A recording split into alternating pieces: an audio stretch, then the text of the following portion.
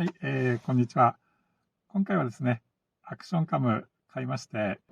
XTS-S3 っていうカメラですね。今回はちょっといろいろ検討しまして、前回、失敗したのを踏まえて、今回こだわったのは、こちらのカメラですね。ちょっと重いですね。金額は 19,998 円の4000円割引クーポンで16,000円ぐらいで、こだわった点はですね、まず第一が自転車に乗せるので手ブレ補正ですね。EIS2.0 っていう手ブレ補正機能がついてるっていうのと、あとは外部マイクですね。自転車のフロントフォークのに乗せるのに外部マイクが対応じゃないと、音がひどいんですね。外部マイクついてるのがこんな短いやつなんですけど、これは短いのがついてるっていうのは分かってて、購入したんですけど、私の場合は前使ってたこの長いケーブルの外部マイクあるんで、これ使えばいいやってことで、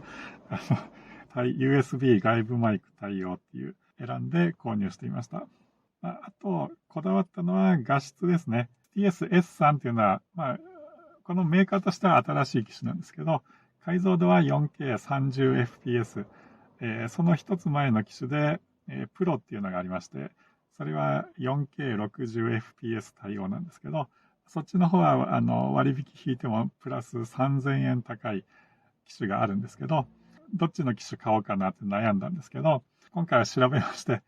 YouTube でですね、これ発売して半年ぐらい経ってるんで、YouTube でいくつか紹介されてる方がいらっしゃって、この今回の XTS-S さんの方が画角が広いっていうので、今回はこちらの新しい方ですね、XTS-S さんを買いましたということですね。実質自転車で撮るときは4K では撮らないんで、4K60fps 捨てて画角のいいこちらの機種を選びましたということですね。あと、こだわった点は、この後ろのカメラネジですね。カメラネジがついてる機種っていうのはちょっと必須なんですね。私の自転車のマウンターがもうカメラネジに対応してるやつをつけてますんで、このカメラネジがあればすぐ簡単に取り付けられるんで、そういう機種を選びましたよということですね。そんな感じで、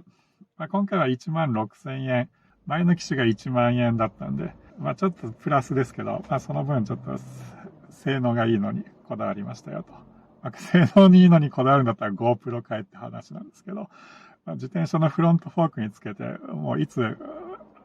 外れて飛んでいくかわかんないような機種なんですね。使ってすぐ壊れても諦めがつく価格ということで買ってますっていうことですね。付属品いろいろついてるんですけど、このハウジングケースですね。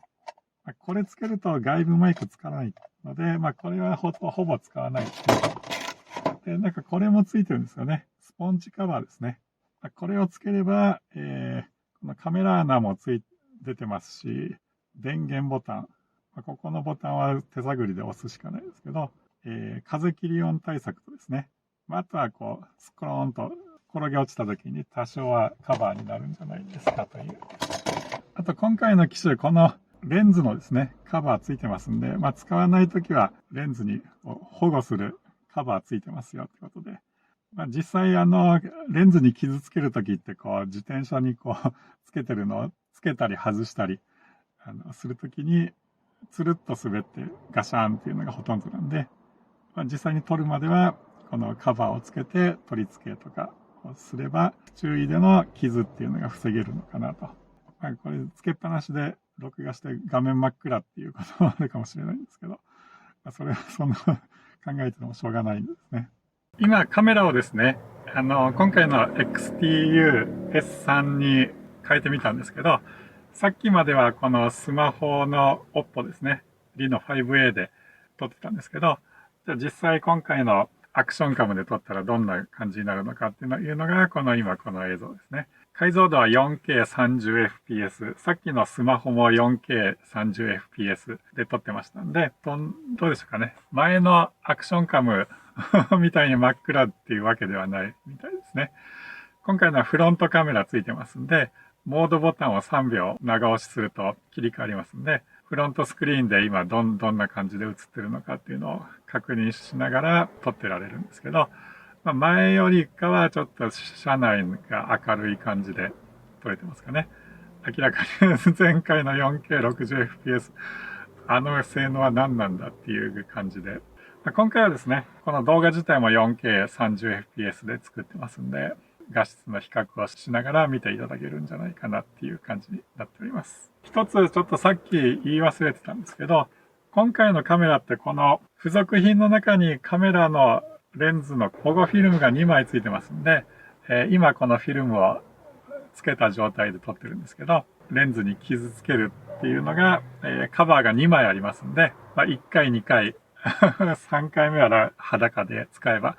3回分カメラ保護できますよっていう感じになってますかね。さっきこのカメラのカバーすればって言ってましたけどそんなのしなくてもよかったですね。この機種は防水のためか蓋を開けるのが硬いです。スライドさせてパカッと開ける最初の力の入れ具合を覚えるまで苦労しました。バッテリーは 1350mAh ですが、今までのよりサイズが大きいです。付属バッテリーは1個で充電スタンドがついていません。今まで使っていた互換バッテリーとサイズを比較するとサイズが違いますが、電極の位置が同じなので過去のバッテリーも使えました。隙間が空いていますが、電極と蓋でホールドされています。電源を入れて動くのが確認できました。激しく動かしても大丈夫だと思われます。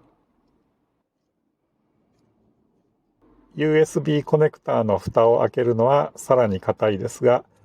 バッテリーの蓋と同じ容量で開けると考えると開けやすいです。ここに外部マイクをつなぎますが、蓋が開きっぱなしになるので、自転車にマウントするときに邪魔にならないかが懸念材料です。防水機能が怪しくなるので、運転時は外部マイクを使用しない方がいいでしょう。マイクロ SD カードを挿す場所は、バッテリーと同じ蓋を開けたところになります。バッテリーを取り外すと SD カードスロットが見やすいです。ここに 256GB の SD カードを装着して今回テストをしています。まずはロードバイクのフロントフォークのクイックリリースにマウントして撮ってみました。手ブレ補正はオンで 4K30fps に設定して、その他はデフォルト設定を使用しています。秋晴れの晴天の昼間の映像です。想像以上に内蔵マイクでも風切り音も振動音も気になりませんでした。ここから乗車しながら内蔵マイクに語りかけた声をお聞きください。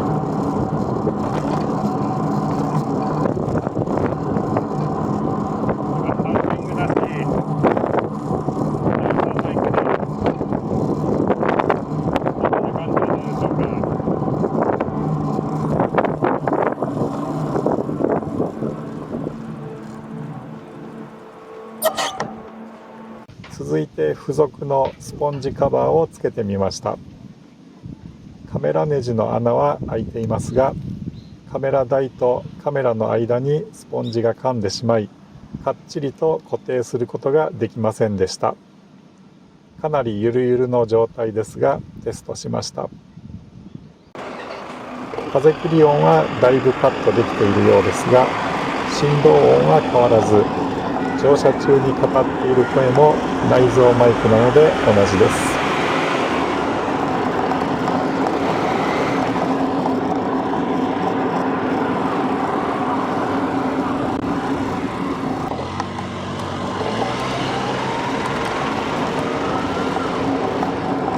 スポンジカバーつけてますけど、カバーがスポンジの部分がマウンターの間に挟まって、あんまりキャッチに固定できてないので、ちょっと走るとすぐ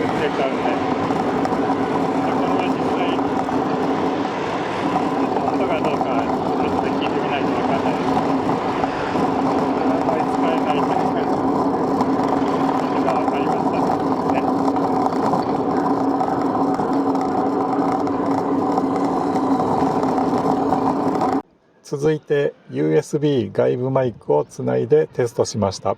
マイクは付属品ではなく、手持ちの長いケーブルの USB 外部マイクです。外部マイクの効果が十分わかります。乗車中に語っている声もしっかり取れています。今、外部マイクに変えてみました。マイクはハンドルのトップチューブのあたりに取り付けてますんで、今この話してる声はどのくらい取れているでしょうか。今回のカメラで気になるのはマイクの切り替えですね。設定の中にマイクの項目として内部マイクを使うか外部マイクを使うかっていう選択する項目がないんで、今日初めて外部マイクつけましたけど、本当に外部マイクで音を拾ってるのか実際やってみないと分かんないですね。先ほど外部マイクをつなげた時に液晶画面でマイクのアイコンが出てるんですけど、そのアイコンがちょっと変わったような気がするので、ちょっと走りながらでは確認できないですけど、後で見てみましょう。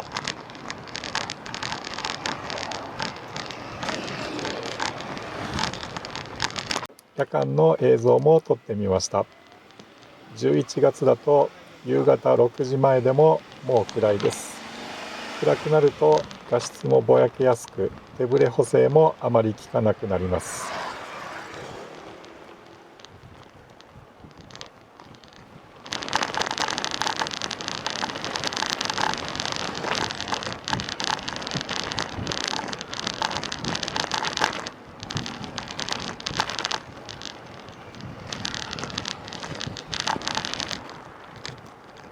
通行量の少ない道路になるとさらに暗く映ります。いつもの HDR 機能付きの自転車用ドラレコと比較すると暗さがわかります。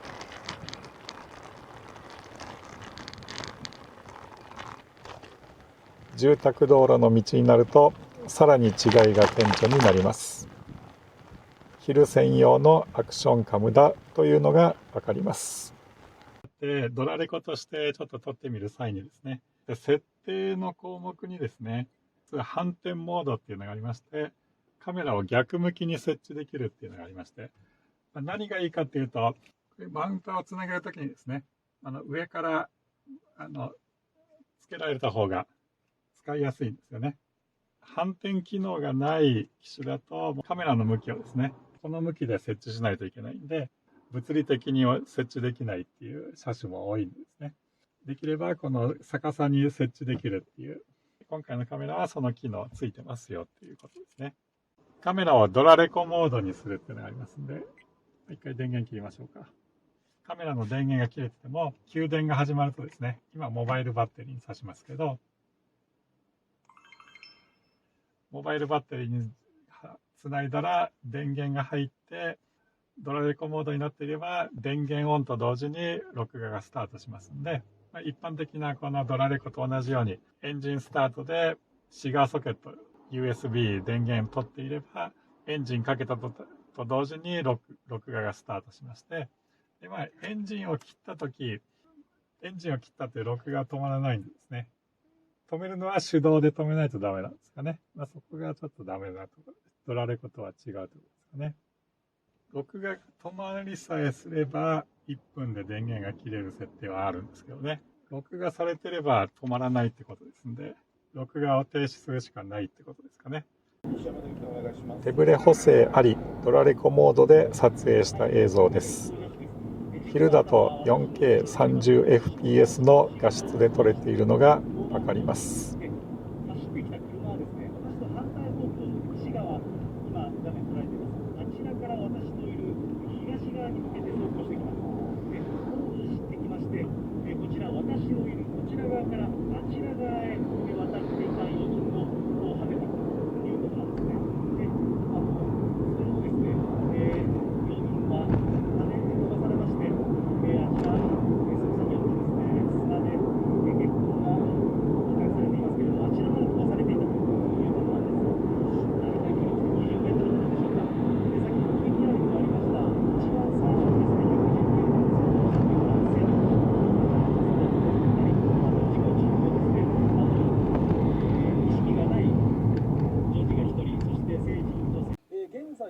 夕方4時45分の映像です。少し周りが暗くなりかけている状態です。これで14人ということで、先週よりも7人少なくなったということです。4月中旬頃に第6波のピークが訪れるとしています。対策が不十分なこの点線を見ていきますと、ピークだとしても大体600人から700人ということで、抑えられているような感じもありますが、迎えるという予測になっています。忘年会が年末年始の人になるがゆえに、これが東京大学の平田教授はマスクをせず、大人数で宴会をするなど、基本的な感染対策を行えば、それは数倍の感染者の可能性があると指摘しています。完全に辺りが暗くなるとこんな感じです。幹線道路など通行量が多い道ではなんとか取れています。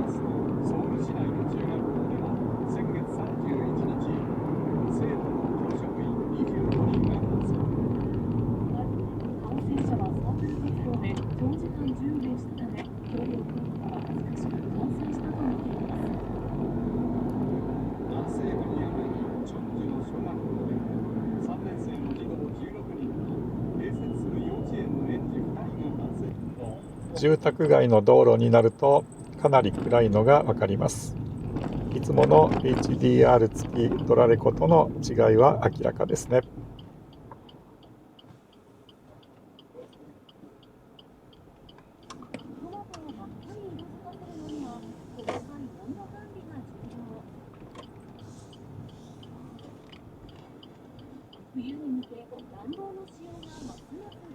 以上、参考になりましたでしょうか。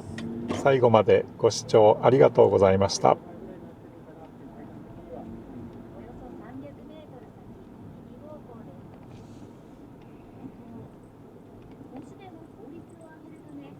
めに暖房のメンテナンスを行うなど、状況の